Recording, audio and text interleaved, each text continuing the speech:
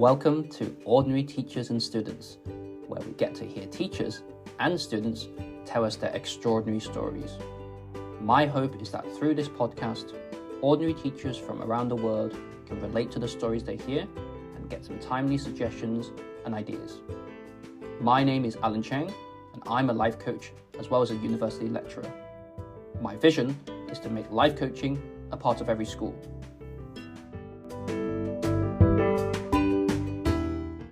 Today, I'm delighted to invite Savio Shi onto our podcast.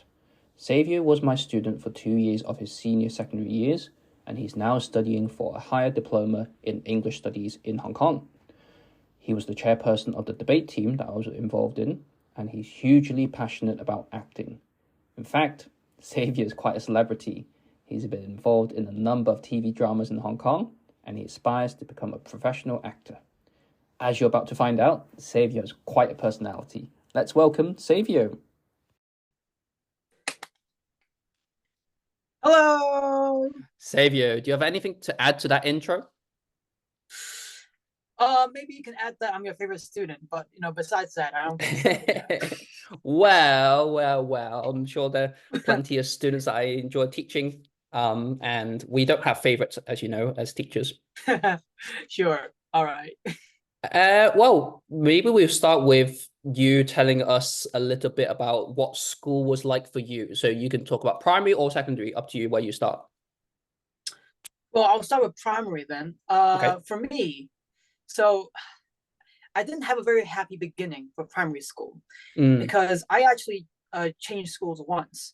Okay. I was in a more traditional school in Hong Kong, and I didn't really have a really good experience there because I did face some bullying and I didn't really manage to make many friends. And I'll say this, I don't think I've shared this story with you before, but it was my first English dictation, and we were supposed to memorize a paragraph from the story, and I got a 0. Wow. Okay. It's so vivid in my mind. Okay, I looked at the person in front of me. He got a 100. He got a sticker. And when I got mine back, it was a 0. And that really got to me. And apparently, if you fail like 3 times, you're gonna be held back. So I was really traumatized by that. But then, well, my English ended up fine. So okay. Yeah, but then it wasn't very happy. Yeah. But do you want to tell me about the bullying, like, if you don't mind? Oh, no, sure. Well, so for kids my grade, some of them just kind of ignored me. I didn't really have many friends, so it wasn't really much bullying on that part. But then there were some older kids that that took the same school bus that I did, and they kind of picked on me a little bit, and they made fun of me, and they used their phone to take pictures of me. I don't remember too much about it, but I left the school after 1 month. I remember. Okay. Yeah, and then I changed. Yeah. So you're only in that school for a month? Yeah. Oh, wow. Okay. And then you changed your school. Yeah. Changed schools, and then after that, it kind of worked out for me because the new school it was an English EMI school, and it was like small classes, and I was really able to thrive there. I think I made a lot of friends, and I might get back into that later, but then I was at that time my tendencies of like ADHD and whatnot they were already showing, but then I did really well at school, so no one said anything about it, right? I did really well, so it was fine basically until like P6, and then again to secondary school. If I just pause you there, sorry, do you mind if I just pause you there? Obviously you didn't know that you have ADHD or you had ADHD back then, right? When you're in primary school. This is really interesting because I did have a classmate that had ADHD during that time. And he was very disruptive. He would flip tables and punch people, and no one liked him. So naturally, my conclusion was, well, I'm not like that, right? I don't think I'm not like that, but at the same time, I still did a lot of things typical, like symptoms. For example, I would interrupt people like incessantly. I would walk around, and I was really, really disruptive, basically. But then my friends thought I was funny, and the teacher was like, "Oh well, he's clever enough." And so they just wrote on my comments like, Savio is very energetic and he loves to participate, but he can be a little disruptive sometimes, something like that. So there, everyone's like, okay. When did you get better awareness of having ADHD then? So I think as I got in Form 1, I feel like I was still mostly the same as I was in when I was in primary school. But when I got a little bit older, as I got maybe like Form 2, Form 3, I started to have this awareness. But then actually the source of the awareness was from a bit of a painful place, right? Because I slowly kind of thought that, wait, I think I'm kind of different. And not just in a good way. Because back then I thought I was actually like, so I had a pretty good self-image of myself back then when I was in primary school. Because I thought, I'm funny, people like me, I'm smart. And then, but I got to secondary school and I started finding that, I was struggling with some subjects. And I didn't know how to study because I just kind of relied on, like being clever. And also there were more consequences to my behavior now. Suddenly I cared more about what people thought of me. And also teachers was like, hey, stop. And I remember, I don't know if it's true or not about just misremembering, but I think teachers had a meeting just for me. What I heard. So about you, right? He was like, so Savio. Like that. So when I look back, I was like, yeah, I understand now. But then it took a bit of like that of me going, oh, why is there something wrong with me? Should I? Yeah.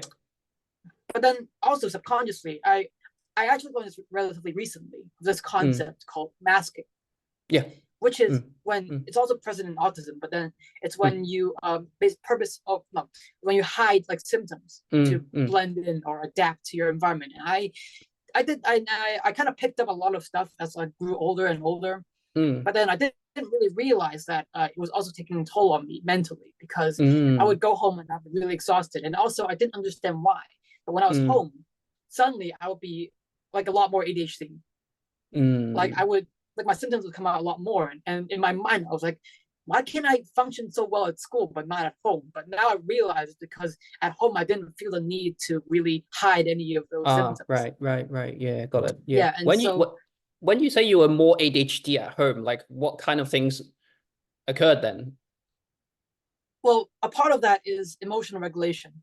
So at school, obviously, if I had a lot of like outbursts and stuff, it would not have made me very popular. So I kind of really suppressed that, like at school. And then at home I'd be like I would be a lot more emotional sometimes. And like I get grumpy, and I would I didn't really try to like suppress anything, and I forgetting stuff, not focusing. But then it was mostly the social aspect. So basically because other symptoms I also had them when I was at school, but then those are, if they were socially acceptable, I didn't really feel the need to suppress it. So it's mainly the social stuff. Yeah. Right. But when it comes with for secondary school, I got my diagnosis really late. It was, I think I was 18 years old. Because, and I wanted because that was around the time of DSE. And that was basically the peak of my emotional distress. And I was having a big inside. So the conflict inside me was, I started to feel like my strengths couldn't cover up my weaknesses anymore. Because for a long time I told myself, okay, I know I have a lot of issues. I knew better than anyone else. But then I'm good at English. I'm good at performing. I'm funny. Blah blah blah blah blah. And I felt that was okay. That made me okay.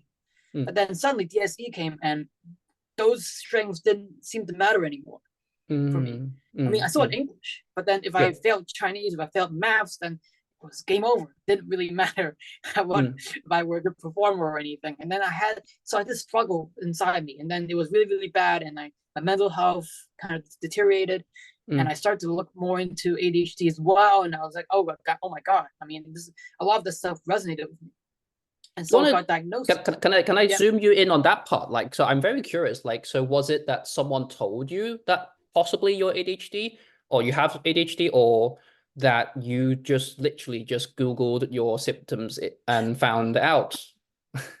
Well, as I said earlier, I knew about ADHD pretty early on because of that classmate. Okay. So there was already a label for you then. So that means you kind of understood what that is, but you didn't kind of associate it with yourself. Is that what you mean? And it actually made me even more distant with it, because as I said, that person was he was really, really disruptive. And I was like, I'm not like that. So I kind of like separated, pushed that really far away. But then in secondary school, I started having an interest in psychology a little bit, like mental health and mindfulness, that kind of stuff. And then I started to look more into ADHD as well. And then it just kind of clicked. I was like, oh yeah, I think I do. But then I'm not sure, right? I didn't have a diagnosis. And I went to get diagnosis. Oh, no. I take that back. Because when I was in Form 3, I started seeing a clinical psychologist. Yeah. And that also was a catalyst for me to start exploring like myself and psychology and stuff. That also I told him, and he was like, okay, yeah, maybe you can try to get a diagnosis. And I reached out to some social workers at school, and then the process happened, and I got diagnosis. But then here's the interesting part. After I did get the diagnosis, I was actually really relieved. Like I cried a little bit, because I finally felt that I wasn't useless. Because I had a lot of self-hatred and blame on myself, because I was like, why can't I do this? Why can't they do this? What's wrong with me? And then having that label kind of relieved me a bit of that guilt. But then it didn't last very long. For a while I tried medication, but then I started feeling like, hey, if I need medication, that kind of just proves that I'm not normal. And that just reminded me more of, I need something else to function. And I really didn't like that internally. So I didn't realize this until like very recently. I started to distance myself from ADHD. So I stopped taking that medication, and I stopped looking at advice for ADHD. And I told myself, I don't need this. I managed to be just fine for 16, 18 years. I'm better than that. Right? That's what happened in my mind. I was like, no, I don't care. I can do this. I don't, because I didn't want to put all my issues to blame on ADHD. So I was like, I'm gonna do it. Until but then very recently, I suddenly realized, I was like, oh my God, I'm absolutely not doing well in many aspects. And part of that was because I was suppressing this for a real long time. And now I'm going back to arranging like a appointment to go back and deal with this again. But yeah, it was it was a very it was a journey. I can imagine, like, understanding myself. And thank you for sharing all this, because it's really fascinating. Kind of, it's been quite a journey for you in terms of first understanding what ADHD is, and then feeling relieved that, okay, you have a label for what's going on inside of you, but then trying to distance yourself from that, right? So I think it's been quite a journey. I would really, really want to ask you, what was teachers' role in all this? Like, did you approach any teachers to talk about it, for example? Well, for me, I didn't even tell that many friends about ADHD. I think I had a few close friends I did talk about with. There was a friend that I knew had ADHD, so I was willing to talk to him about it. But teacher-wise, I didn't really. I did have this English teacher, and I think I did tell him a little bit about it. But I wonder who that was. I wonder who that was. But because some teachers I felt close enough with. But then I didn't feel like I could tell them about ADHD. Not because I didn't like them or anything necessarily, but because maybe either I felt like I was doing well in their class, there wasn't really a need to, or I also felt like maybe they wouldn't understand necessarily. Right. So there were lots of factors, but then to me it was very, very private. Anyway, so I wouldn't say that I intentionally like withheld it because I had a particular reason, but rather it was more out of like, did I like them, and did I want to tell them, do I think they'll understand, to share it? Because so I struggled with mathematics. Yeah. Right. But then if I felt, hypothetically, if I felt like telling them I had this diagnosis would help me, I would have said it. But then I didn't feel like I should have, because I didn't have that connection with them to tell them that. So, but if I did feel like I could have shared that with them, then I would have, and it would have helped. But yeah, it wasn't that kind of situation. If I change the question in a slightly different way, then, so if I said, like, a teacher, let's say your maths teacher, approach you and actually ask you, oh, Savio, how are you doing? And then maybe you got to the point where she introduced to you what ADHD was, and maybe even suggested possibly maybe you should try and explore this a bit more, and maybe possibly get tested or diagnosed. How would you have felt? Well, it depends on how much I knew about ADHD prior to that, because if someone that I didn't like told me that I had a problem, I most likely would have said, no, I don't. You're just, my first reaction would not be positive. But then if I went and asked for a second opinion, maybe, and they were able to tell me in a like more neutral or objective sense, then I might have gone, okay, maybe I can think about this. So they might not have been the best person to introduce the idea to me. But then if later on I did look more into it, and I would be grateful for the teacher for telling me this. And it would mean that they expressed that they do understand about this issue, and they will be willing to help me out, or be more understanding in other ways. And so so in the end, I think it would lead to a positive outcome. Sure. And if I just ask you, like, if you could change anything about the way you approach school, not to say that it wasn't like you didn't do the right thing, but just in general, was there anything that you would have done differently? I would say yes, because for the most part, I didn't really know what I was doing at school. By that, I meant that it was just something I had to do.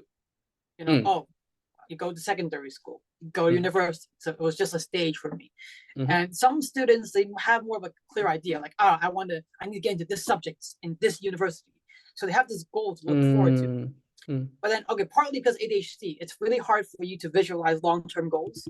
Like, even if I feel really strong, like, I want to do this. If it's not immediate, I won't really have like a drive or remember about working towards that goal. But partly it was also because my goals didn't really align with the school. Like, I liked performing, and that for the most part was irrelevant to my studies. So I just kind of look at school as, okay, I go to school, I meet my friends, you know, I have fun, learn, don't fail. And that was it. But then I wish, and also, because I was very rebellious. I didn't really want to like do what other people did. Like, because I didn't like the system. I was like, screw the system. I don't want to be like, a player of this game. And so I intentionally sabotaged myself a little bit for like mathematics, especially.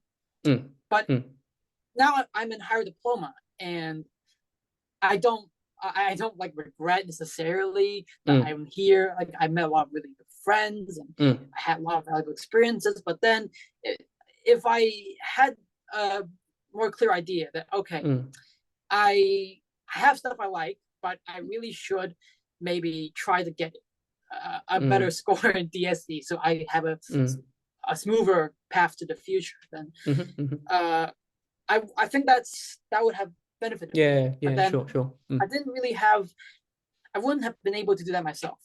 I would have needed someone who would like really encourage me, because my parents, of course, they wanted me to get into university. But then you're a teenager, right? You wouldn't really like listen to what your parents have to say.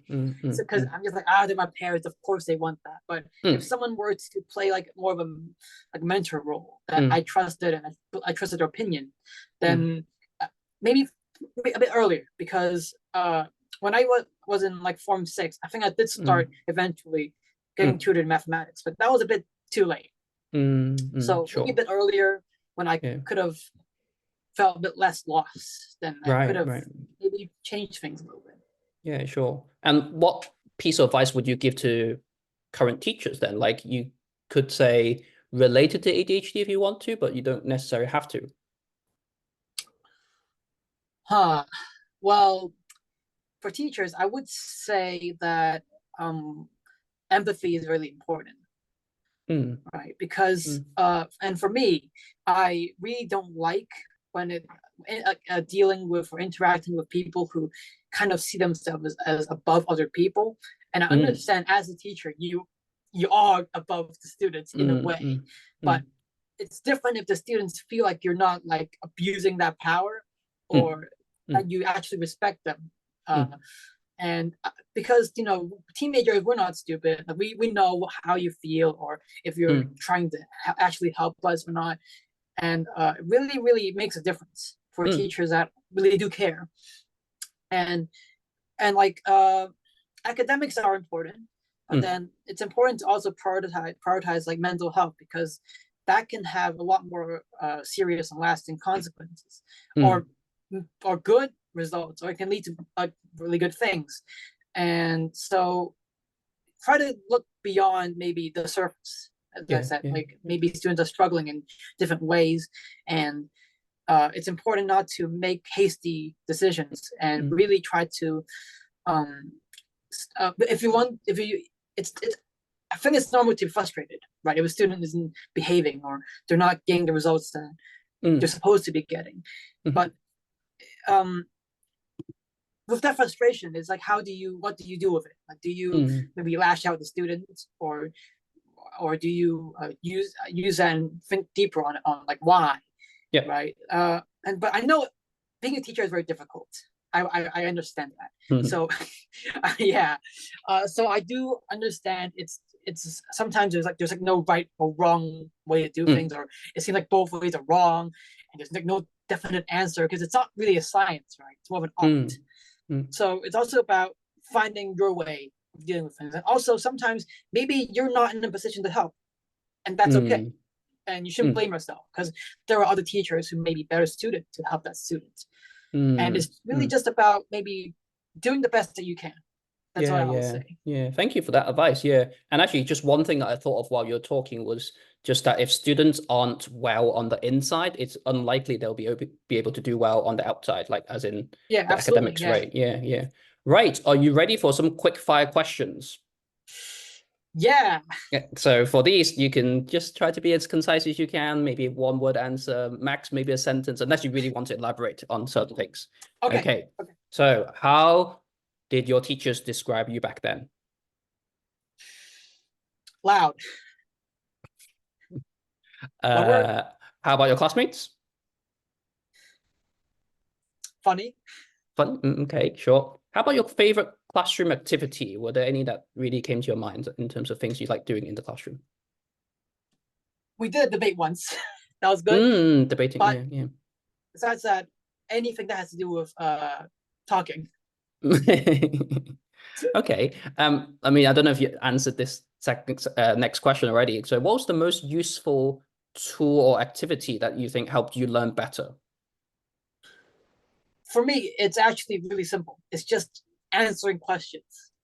Okay, it's quick fire, because I need to interact with someone to actually learn things. So that's how I do it. So rather than doing it by yourself, like being able to interact with someone else, right? Or teacher or students. Like, either way. Okay, sure. And do you think you can share maybe a funny or strange or scary or touching moment that happened in the classroom? Well, there was this one time that I hid in a cabinet during math I knew class. you were going to talk about that. Do you want to tell us more then? Why were you inside a cabinet? This was a series of events, and I don't know what led to that. I don't remember, but then I stayed there for almost half the class, I remember. And the teacher didn't even bother talking to me. They were just like, okay. So the teacher knew and knew you were inside the cabinet. Okay. So everyone's just laughing, right? Yeah, they were just laughing. And then I, in a way, actually, I wanted to see if they would actually call me out on it. So I just stayed there, and I actually fell asleep. It was surprisingly comfortable. They had some test papers there. I find that idea quite fascinating, though, that you're kind of almost testing whether she would do something about it, right? I think inside I just wanted to see if she cared. Yeah. Maybe, yeah. But also I was like, this would be funny to do. That's fascinating. Yeah. Right. Yeah, and then she and says a lot about the teacher, unfortunately, right? Yeah. What's one question you have for me? Like, because I asked a lot of questions on as a host. I was wondering whether you had any questions that you wanted to ask me. Ha. Hmm. Okay. Let me choose one. Let me choose one. Okay. Let me see. Um, what quality do you think is most important for someone who wants to become a teacher? That's interesting. I think you already mentioned one, which was empathy. I think that's very important. Um, I mean, I don't want to copy you, so let me just think of something else. I would say caring. Yeah, just to be caring, because obviously it's important to be knowledgeable about your subject. But I think at the end of the day, teachers are there to care for the students, as we mentioned before, right? So not just their academics, but also the person inside of them. And so when you are a caring teacher, you would look beyond the grades. You'll be willing to understand the students more, and you'll be willing to be patient as well, because I mean, obviously I'm rolling lots of different other qualities into one word, right? But I just feel that when you are caring, you just have a better just kind of a broader sense of, okay, the student as a whole, like care about the student as a whole rather than just that one score on the report card. Yeah. But Yeah. that's interesting because they don't teach that in teacher school, right? That is interesting. Yeah. Why don't we teach teachers to be more caring? Well, I guess maybe many universities would expect teachers or the training students to be caring so that they come to the profession with care. And I believe a lot of them do. Yeah. So a lot of teachers do really care. What do they Yeah. actually do teach in like PDG and stuff like that? Actually, like just teaching techniques, like how Well, to yeah, of mark course. papers more Yeah. efficiently. Well, actually, they don't really. I don't think we do ever teach people how to mark papers. And yeah, true. I mean, you're pointing out a lot of holes in the education system, and possibly, yeah, it's a good question. Why don't we teach teachers how to be more caring, or is there a way to teach teachers how to be more caring? I think it's something Yeah, or it's to like a innate trait. Yeah, so think a about. lot of Yeah. the important qualities that people mention aren't something that are taught, right? That's something to think about. I feel like. Yeah, definitely, definitely. Okay. Thank you for that question. And maybe if we just end with one last question for you, which was just, were there any teachers from either primary or secondary that you remember very vividly? So hopefully for good There was reasons. this started with C. I don't remember. But he was a good guy. He was a good guy. Mm-hmm. Do you want to tell us more?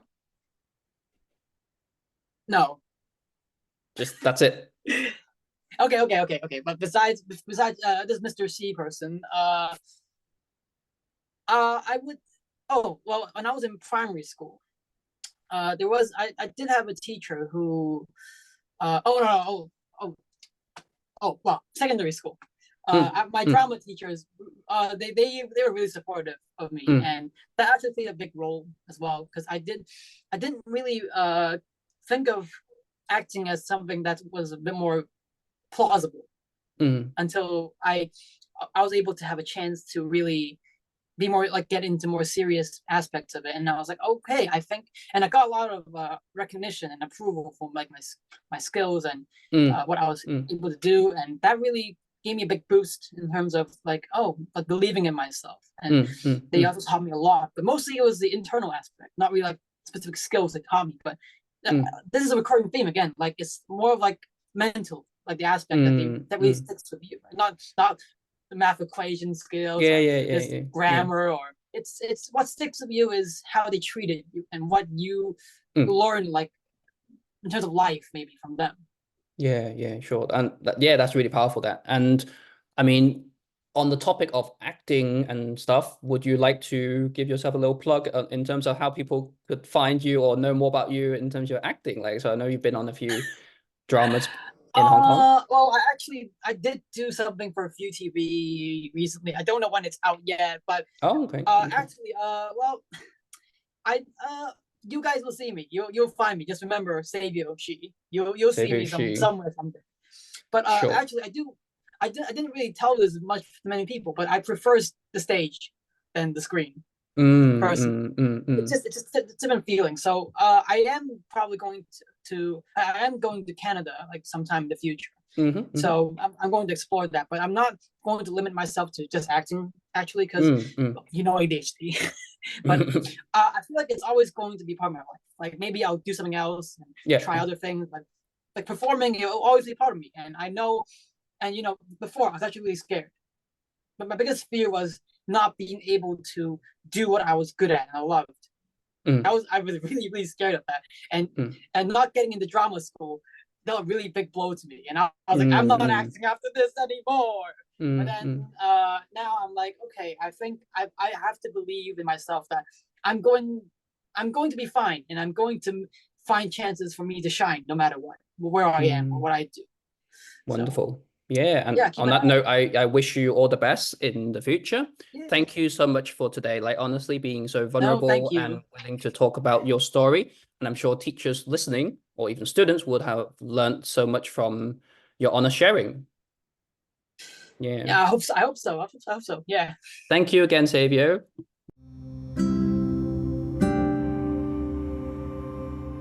Wow, that was quite a conversation with Savio. I'm astonished by how aware he is of his own ADHD situation and all the ups and downs he's encountered throughout his school life. The incident that he shared about hiding in a cabinet during the maths lesson, that really stood out because it reminded me that all students really want us to care about them. Just the way they show it might be different. So I hope you enjoyed listening to Savio's extraordinary story. And please do join us again next time on Ordinary Teachers and Students.